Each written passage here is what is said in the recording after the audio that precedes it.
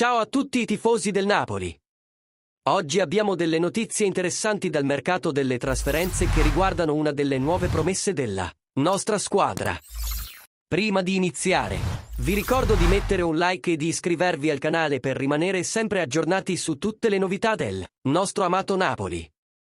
La nostra squadra sta lavorando duramente per migliorarsi sempre di più e ottenere risultati straordinari, quindi non perdetevi neanche un aggiornamento. Secondo l'edizione odierna del Mattino, Elia Caprile è una delle nuove facce del Napoli sotto la guida di Antonio Conte. Dopo un'eccellente stagione con l'Empoli, il giovane portiere è pronto a sfruttare le sue opportunità in un club prestigioso come il Napoli.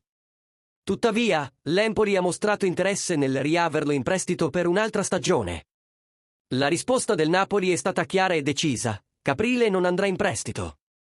Conte crede fermamente nel potenziale del giovane portiere e lo vede come un elemento chiave per il futuro del club. Caprile inizierà come vice di Meret, ma con il forte sostegno di Conte, avrà sicuramente le sue chance di mettersi in mostra.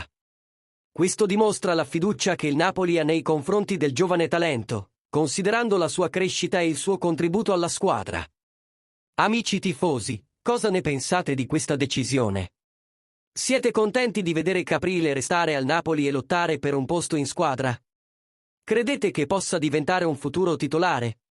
Fatecelo sapere nei commenti qui sotto e condividete le vostre idee con noi. Non dimenticate di mettere un like e di iscrivervi al canale per non perdere nessuna notizia sul Napoli. Insieme, continueremo a sostenere e a tifare per un futuro luminoso del nostro club. Forza Napoli, sempre!